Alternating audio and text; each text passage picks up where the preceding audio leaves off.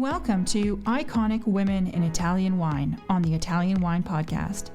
This recording was taken from a seminar that took place during Vinitaly 2022.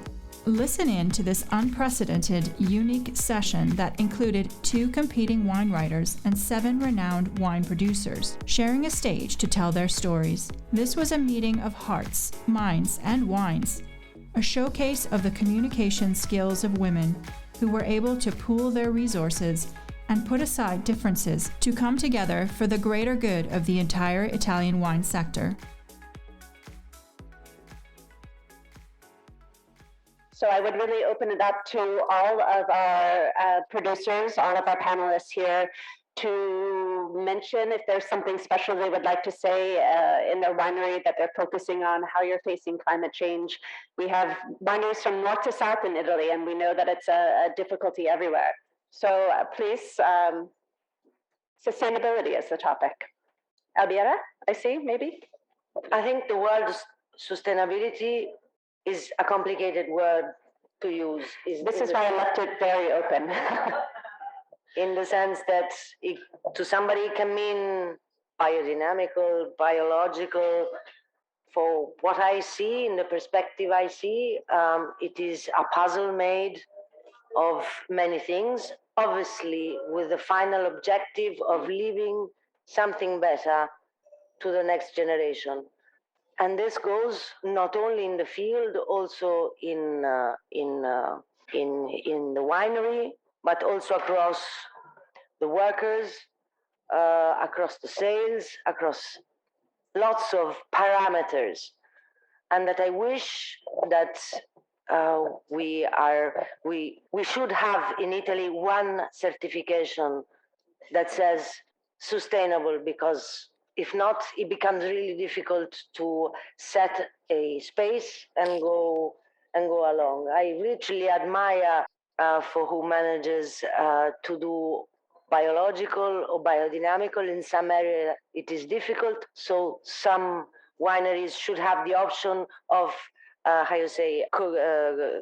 compensate with other things in order to have something at the end that is really on 100% sustainable. Not only, as Priscilla said, it has to be economically also sustainable. Great. And Elena?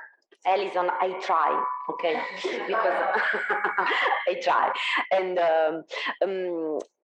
for me, we work in biologic in outside, inside, in cellar. And our new cellar is all in bioarchitecture. It's the first cellar in Basilicata, is the first cellar in Basilicata. We use all the recycled material for the construction. We recycle the raining water. We are energetics impact zero, because every energy we consume, we produce, and the solar panel help us in this, but the building is energetics impact zero. Is a cantina clima. Do you know Casa Clima in Italy? And for me, this is the first step for the new generation, for the new. This is my work, and we are biologic and we are eco-sustainable before for us, because we live and we work with the whole family in Vigna and in our town, and after for all you and for all world. And for me, this is the first step, because I'm very small, very small seller, and this is my contributor for the new generation. And Elisabetta? Yes, this is a very, very complex item.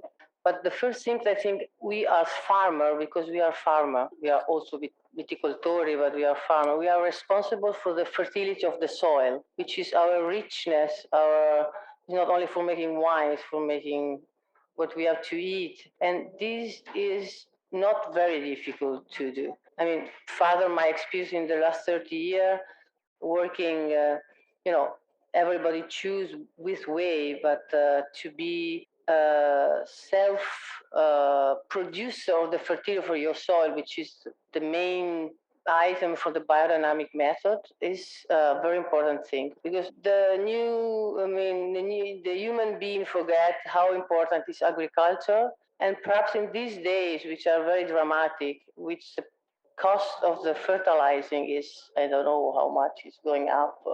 Everybody say, oh, what's going on? We will die because we don't have enough wheat, but this is a perverse cycle of the human being who push in one direction, but in fact is responsible for this, for the next generation. And this is, for us, the first step, because we choose to do in another way. And I say you, is really not difficult. It's just to see things with other perspective, and to be farmer who are creative and responsible for the future of the soil. And then whatever is grape, is wheat, is yes, but I know it's a complex item, so it was just my contribution on that. Thank you. I mean, I think that as these answers show, when you talk about sustainability, it goes everywhere from developing more biological material in your soil all the way to the solar panels on top of the winery and shipping your wine. So there's so many different layers to it. But, this idea of doing more for the future, the next generation, is, I think, an important one to everybody who's here on this panel. Before we open questions to the audience, Monica, do you have anything you want to ask or any other comments? I do. I definitely want to get 2 questions from the audience. But before I do, I have a question that kind of throws the responsibility back on us as wine journalists, Alison and I. We work with giving points to wines. We think about a lot of these wines in a numerical sense, which can be limiting, but it's also very effective, and it communicates the quality of a wine. And I wanted to open up to the panel this question. Now that we're going through what we've been through with COVID and the world is changing, I think we all agree that storytelling, or telling the whole story behind a wine, is becoming increasingly important. How can we improve that? How can the producers communicate differently their wines? And how can journalists also get some of the story across? It seems that as we go forward, this is the real way to help Italian wine be more competitive, is to have the down to the soil, down to the producer, down to the winery, down to the vineyard, down to the last rock, story told behind the wines. I'm just wondering if there's any thoughts on that. And then I think we should definitely take questions from the audience. Thank you. I would like to add something about the sustainability. And I think that in the 3 wineries that I own, Allegrini, Poggio Tesoro, and San Polo, in all the winery, we achieved the sustainable certification. But this is something that is difficult to communicate to consumers, because in terms of institution, we don't have the strength and we don't have the possibility. I know that organic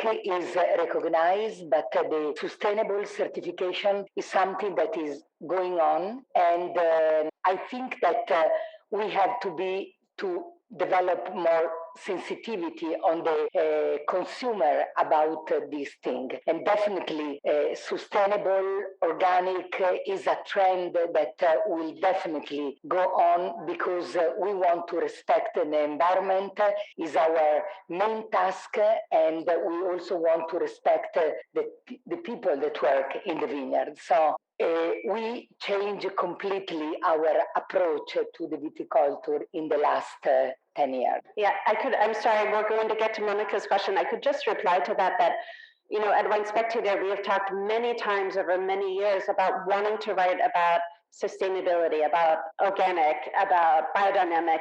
But as you said, it's just there's no clear definition. It becomes very hard to write about it in a way that consumers will understand. So it's a real challenge. And I agree there needs to be more regulations that cross borders also, because in the United States versus Europe, there's different categories and different certifications.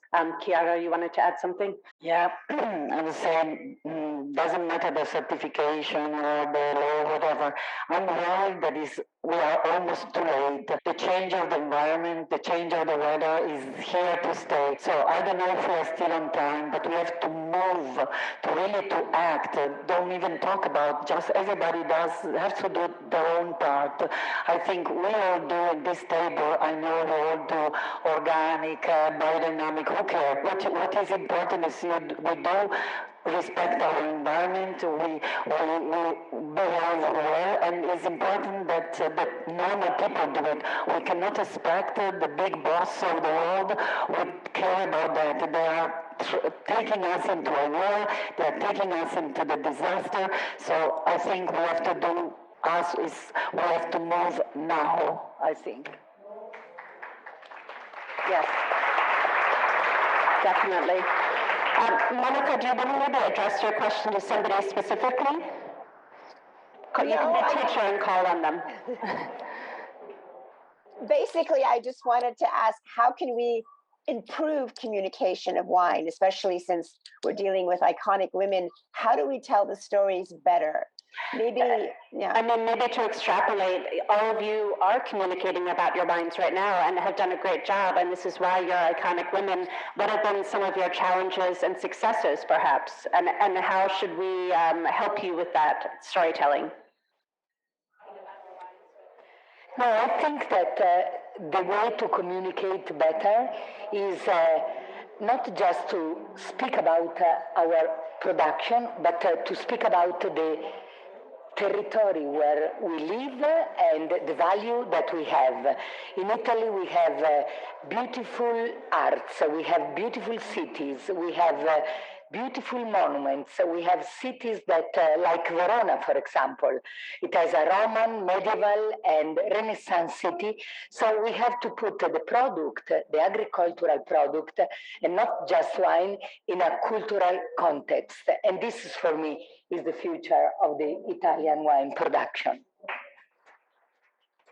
I might take it to the other end and Arianna ask you to speak. As I mentioned, I think that your name became well known, but I think you helped to talk about Frappato and talk about Vittoria and talk about Sicily in a larger context and not just your winery. So can you maybe talk a little bit about your early experiences communicating what you were doing? My idea is to ask to Monica and you the same question. How we have to communicate the wine in our future, because after 2 years of COVID, I think every change for me, for example, I'm in a moment of a lot of thoughts about this. I'm trying to have a break from some events because I need to reflect, and I think we have to come back to the truth, the real part of our life. In the whole world, a lot was and is done. We talk about everything.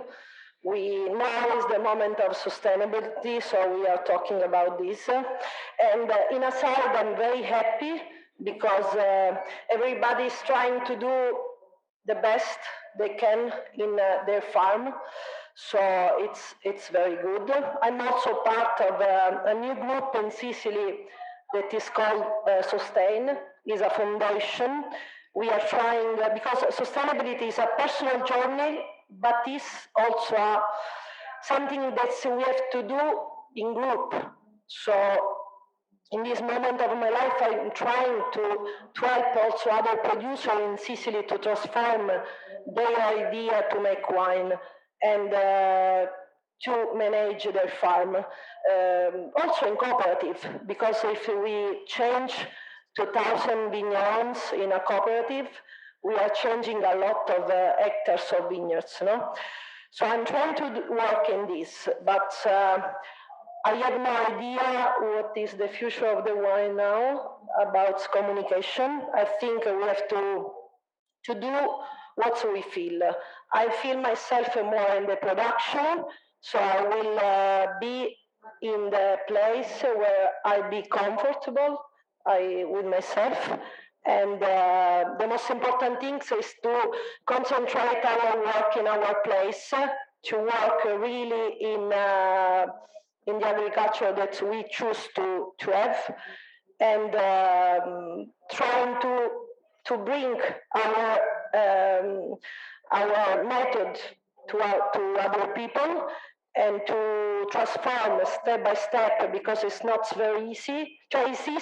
It's really easy to make a sustainable agriculture, but I hope that it's not very fast inside, because it's a personal journey. So we must do, because everybody is making, but I think the real change will be when everybody starts to feel every day in their life, in their choice, even when we buy from the supermarket, even when we do every action in our life, this is the real change. So the communication of the wine world is a difficult thing for me at the moment. So maybe you will help us to find an answer better. I mean, I think that it's important, as you said, you're taking a moment to sit back and pause and think on it. And I think that we all, in whatever work you're doing, you need to always take time to periodically check in and see what the next steps are, what the new direction is. And this is how we all really move forward, and even your personal life. So I wanted to see, do we have any questions from the audience on the cards? Let me kick it off. I'll pretend I'm from the audience. So I'm going to say something very unpopular, as I always do. I think the communication of wine is something very dear to me. And I think, frankly, the communication that goes on Italian wine especially is the fault of Antinori family. Because they have such a wonderful, beautiful 26th generation of story to recount, and everybody wants to be like Antinori. That's what I face as an agency, right? When I'm doing agency work, I want my homepage to be like Antinori's. But okay? Hold on, I must say, I really appreciate, Albiera, that you did not start with the first generation and work us all the way through all 26. You were on topic and concise about telling your history. So yes, you're the good cop. So the point is, I think we have to, all of the wineries have to find an original story, right? Because we throw the word sustainability in a very, very casual way, right? And as Albiera had mentioned, it has to be also economically sustainable. That is an issue that we don't really address, because we like the romantic story of the generation and the terroir and everybody. If you took an advertising page, even in Spectator or Advocate, you take a page and all the families in their barrels and their cellar, and you cut out their face and replace it with anybody else, it will be exactly the same. So in terms of the communication, I think we are struggling because we have to find the uniqueness and original story of each winery. And I think that is something that we have to ask ourselves. I think you are all up here because you all have an original story to tell. And that's what I think everyone else has to do. And that's, I know I'm not very popular, but so I just had to get that off my chest. Anybody? We have, I think, Cynthia with the mic. Yes. I haven't really understood what you meant by it's all Antinori's fault. But saying this, I think here the point is we need to get our wines always better and better. And journalists need to find the stories and tell them the better it is. So let's not mix them too much, the two. Yeah, actually, the owner of Wine Spectator always says that he wants to hire fresh journalists because you can teach people about wine, but to find the story is a lot harder. So I agree. This is the important thing. But, I will also say, I think Marilisa made a very good point. In terms of talking to foreign markets, you need to also consider that people don't always understand where you're talking about. I mean, to most Americans, Italy is Florence, Rome, and Venice, and maybe they've heard of Milan, So you have to start somewhere and equate it and make it understandable. And I think that all of these women do that while telling their own personal stories and their own original story. If we don't have any questions, do we have questions from the audience? I do have one kind of wine geeky question, if we can dive in a little bit. We have a number of people here who have officially made wine. Oh, okay, sorry. Kathy, you have a question? Oh, sorry? No. Yes, yeah, go for it. Sorry, I feel like the bigger question where you were going is far more interesting. But I wrote a question down. It's actually for Chiara about the single crew. When you were talking about the single crew, what has it taught you to do the single crew that will inform how you work with the assemblage with your other wines? Yes, I was telling you the story. This is a nice story of the Barolo boys, So what's happened is that many years ago, at the end of the 80s, we were a bunch of young winemakers, and we were trying to taste as much wine as we could. And because we were all small winemakers, we were doing, of course, the vinification punctually. So we were comparing the wine from Barolo, Cannubi, the Barolo from other villages, Monforte, Castiglionfiletto, Lamorra, and so on. And we were really astonished by this diversity, that if you stay in your own little village, you don't make this experience. So only with this help of this group, and actually that was a very revolutionary thing, because in the past, people has always walk alone. So for the first time, we get together and we kind of, we made this revolution first inside, mentally speaking. But the idea was to help each other, to learn more and to grow. And these things that come up into our eyes was the uniqueness and the incredible beauty of this diversity. So for us was immediately clear the direction to go. We started to do this fanatic choice of vinification in purity, and we went on and on. In fact, finally in 2010, we also had the recognition of the MGA that before wasn't existing. So the regulation that finally decided the border of the single vineyard. But also on the other side, we started also to appreciate the assemblage, that was the traditional way of making the wine. So the idea is really to have more chance, more options. So like the ancient Roman said, varietas delectat. So.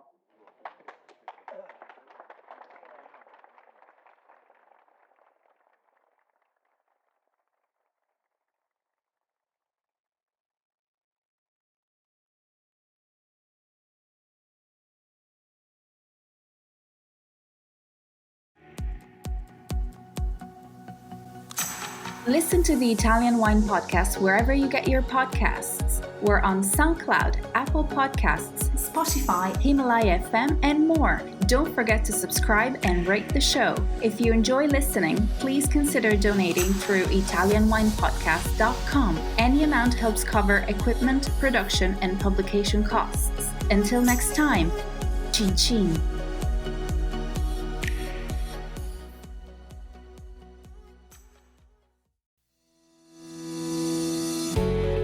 Hi guys, I'm Joy Livingston and I am the producer of the Italian Wine Podcast. Thank you for listening. We are the only wine podcast that has been doing a daily show since the pandemic began. This is a labor of love and we are committed to bringing you free content every day. Of course, this takes time and effort, not to mention the cost of equipment, production, and editing. We would be grateful for your donations, suggestions, requests, and ideas. For more information on how to get in touch, go to ItalianWinePodcast.com.